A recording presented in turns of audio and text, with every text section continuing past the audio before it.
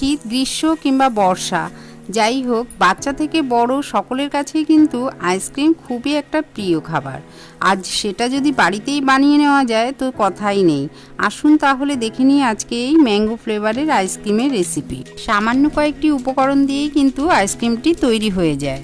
দেখতে যতটাই সুন্দর লাগছে, খেতেও কিন্তু ততটাই ইয়াম্মি হয়। প্রথমেই একটা পাকা মিষ্টি আম নেব, নিয়ে ভালো করে এইভাবে কুচিয়ে কেটে একটা চামচের সাহায্যে চেপে চেপে একটু নিতে পারি, বা ডাইরেক্ট মিক্সিতে দিয়েও পেস্ট করে নেওয়া যেতে পারে।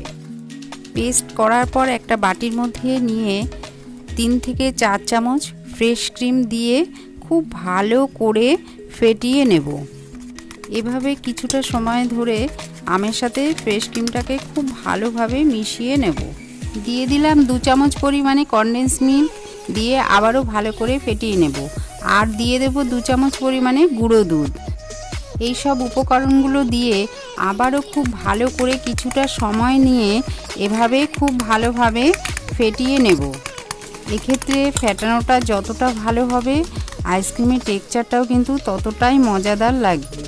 ব্যাটারটা আইসক্রিম তৈরি বাটির মধ্যে দিয়ে আরও কিছুটা পরিমাণে কুচনো আম দিয়ে এভাবে উপর থেকে সাজিয়ে দিলে আইসক্রিমের সঙ্গে যখন মুখে পড়বে খেতে বেশ লাগে।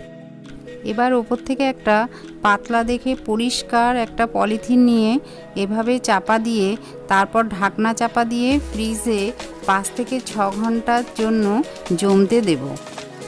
সামান্য কয়েকটি উপকরণ দিয়ে এভাবে যখন খুশি ইচ্ছে মতো কিন্তু বানিয়ে নিজেরা এবং বাচ্চাদেরও দেওয়া যেতে পারে। ঘন্টা 6 পর ফ্রিজ থেকে বার করে ঠান্ডা ঠান্ডা এই ম্যাঙ্গো ফ্লেভারের আইসক্রিম সার্ভ করা যেতে পারে। বাচ্চা থেকে বড় সকলেরই মন প্রাণ একেবারে জুড়িয়ে যাবে, কথা দিলাম।